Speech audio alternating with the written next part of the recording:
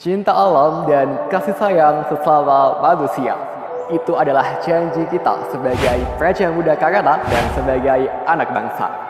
Sobat peduli lingkungan, saat ini 80% penggunaan energi listrik di Indonesia masih bergantung pada energi fosil, terutama pada batu bara dan juga gas alam.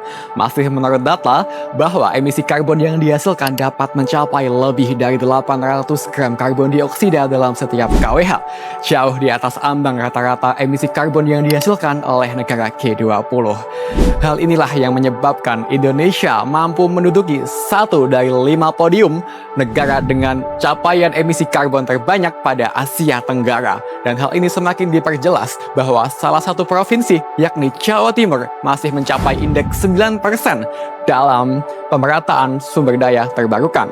Jauh di bawah target yang telah ditetapkan pada skala nasional pada tahun 2025, yakni 25%.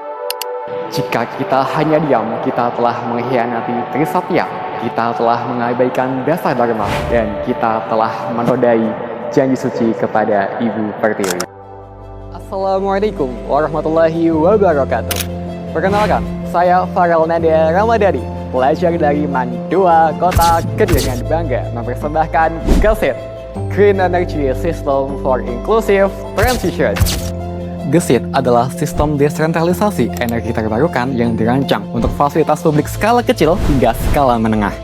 Dengan memanfaatkan limbah domestik melalui sistem mikrohidro dan sistem aquaponik, GESIT mampu menghasilkan energi terbarukan, swasembada pangan, hingga pemberdayaan komunitas lokal.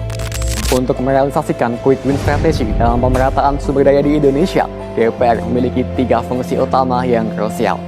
Pada fungsi legislasi, DPR bisa melakukan harmonisasi terhadap peraturan turunan dari Undang-Undang EBET, menyiapkan standar teknis, hingga dapat menyiapkan panduan teknis replikasi yang disesuaikan dengan kapasitas daerah masing-masing. Adapun dalam fungsi anggaran, untuk mempercepat teknologi percontohan seperti GESIT, DPR melalui Komisi ke-7 dan Komisi 11 dapat mengusulkan pembentukan pos dana alokasi khusus tematik pembaharuan energi terbarukan dalam bahasan APBN.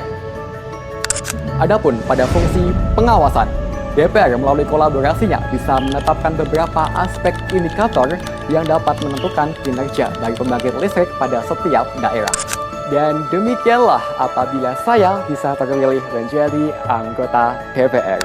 Teman-teman semuanya, menjaga alam adalah menjaga Indonesia.